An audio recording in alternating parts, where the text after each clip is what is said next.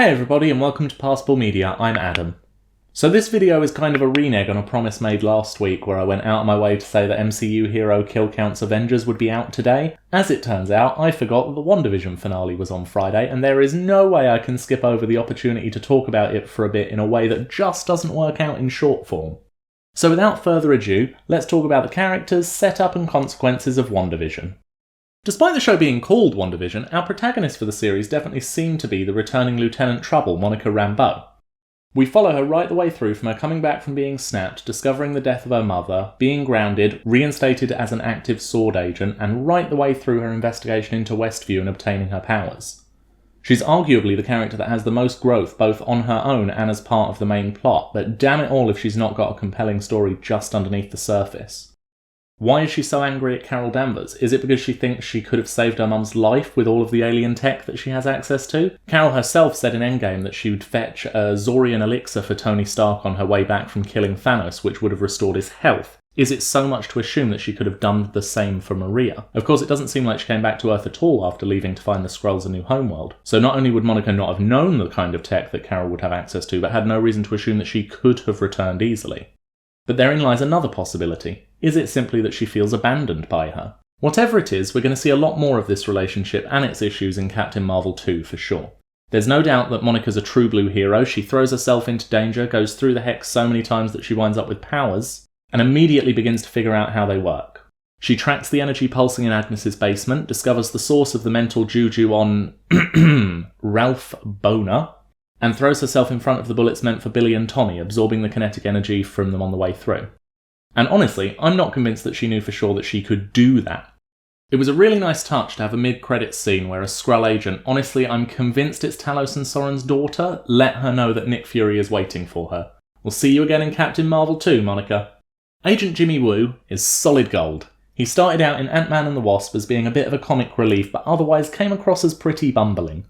But we got to see him in a whole new light throughout this series. He brings the same cheery demeanour to the role as in Ant-Man 2, while also adding just a little bit of grit from the 5 years between the snaps. Grit and a thoroughly developed skill in close-up magic. Thank you, Scott, you unknowingly saved the day once again.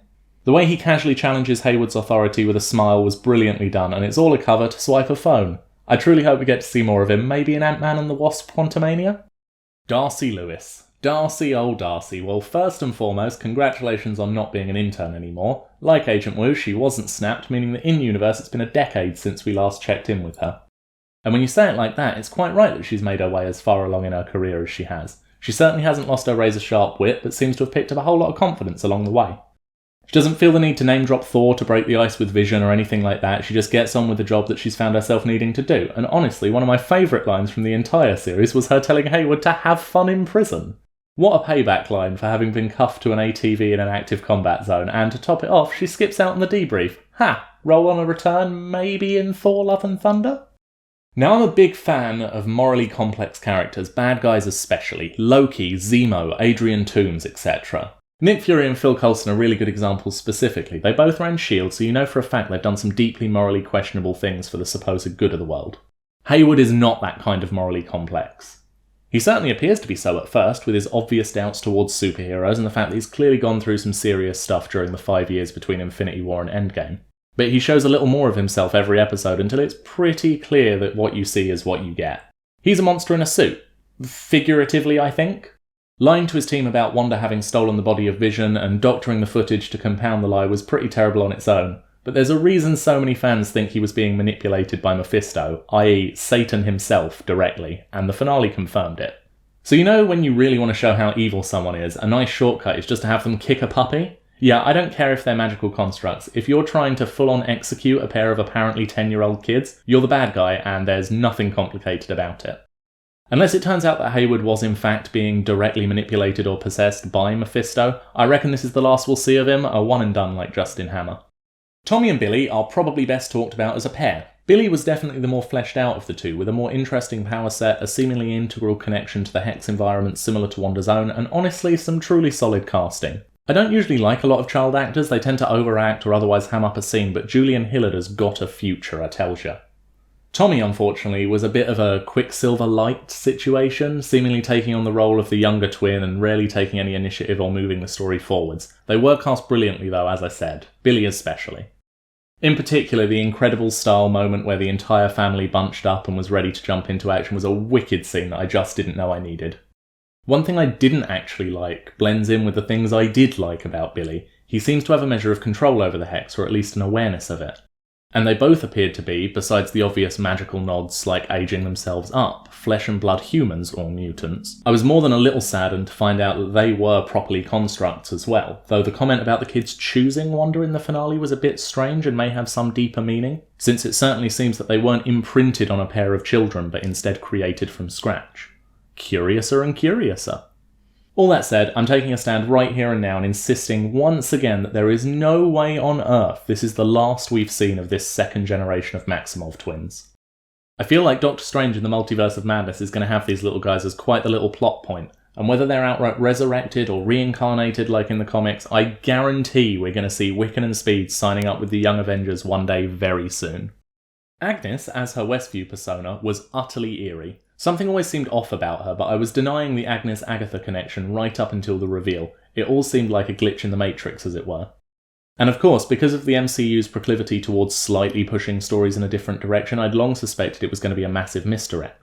And in hindsight, the comments about her unseen husband Ralph are all the more wicked, given that we now know that he was warped into the fake Pietro after she stole his house. Agatha herself is a terrifying villain for Wanda to face, left utterly perplexed with all of her talk of magic, when as far as she's concerned, she's just using her powers. Her exceptionally long-lived experience and ability to drain the magic of those she fights basically puts her at the top of the magical food chain of what we've seen in the MCU so far. But it's also fair to point out that we haven't actually seen much in terms of the magical side of things. There's no doubt that Agatha is smarter than Wanda, and in a straight-up fight outside of the Hex, there's no doubt as to who would have won their fight. This, and the knowledge that the Hex is gone, does make me wonder whether Agatha will be trapped as Agnes for very long at all. Perhaps we'll see her in Doctor Strange too, after she's freed by a mysterious, might I say, devilish benefactor? Vision. All three of him. Sadly, the Vision we got to know over 3 films, and Jarvis for 3 before that, is dead and gone. Vision 2 at the moment appears to be little more than an inferior version sans Mind Stone, especially given that he was essentially beaten by a logic puzzle. You wouldn't see Jarvis falling for that. And Westview Vision, as it turns out, is the manifestation of said Mind Stone. The Theseus' ship metaphor and thought experiment definitely left it open to interpretation as to where the true Vision lies, or if one even exists at all. Is it in the memories now contained within Hayward's Vision 2 but lacking the emotional attachments? Is it in the fragment of the Mind Stone with Wanda, a wonderful and heartbreaking reveal all at once by the way, waiting for the next way it will manifest? Indeed, does it matter? And what of the backup partially created by Shuri? It certainly seems that we've got a good few Visions, mind, body and soul, still kicking around the planet. And who knows where we'll see one of them pop up next. Wanda really got put through the ringer this time, folks. The rewriting or revisiting of her established history did a great job of fleshing out her character and finally answered the constant questions about her shifting accent once and for all. Tying it changing back to Sokovian in times of stress being that she basically forgets to put on her trained American one. It turns out, as we've known for a few episodes, that she's been unintentionally torturing the residents of Westview, suppressing their personalities, separating them from their loved ones and sharing her horrific nightmares with them. She has to face the truth of her past and all the loss that she's tried in vain to bury deep within the creation of her version of Westview. And to top it off, the family that she created for herself was in turn ripped away once more, although at least this came with a kind of calm acceptance to it. Were it not for the end of the post-credits scene, I'd have told you that there's no way on earth that Wanda was going to become a villain after everything she thought through in this series.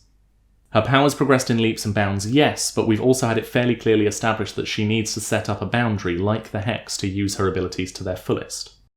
She's also displayed that she's a quick learner, having taken in Agatha's unintentional lesson about runes, taking advantage of her proclivity towards monologuing to learn something new about her powers once she realises she's had them all along, and making it seem that she was being reckless with her magic to keep Agatha off balance. All that said, it is kinda tough to feel too sorry for her, since she did knowingly hold an entire town hostage, and as Agatha points out, that's not a very heroic thing to do. The Darkhold is the real wild card here. It actively corrupts the people who read it and make use of its knowledge. We've seen the Darkhold in both Agents of S.H.I.E.L.D. and Runaways, and assuming it's the same incarnation of the book, and that 1 or 2 of them aren't copies or fakes, it's one dark tome to be sure. Phil Coulson died for maybe the 4th time to take this thing to hell and to keep it out of mortal hands. But his sacrifice evidently meant diddly squat, because not long after that, Morgan Le Fay picked it up on presumably a round trip out of her Dark Dimension prison before coming back to Earth. The last we saw of it was on her person as she was resealed into the Dark Dimension.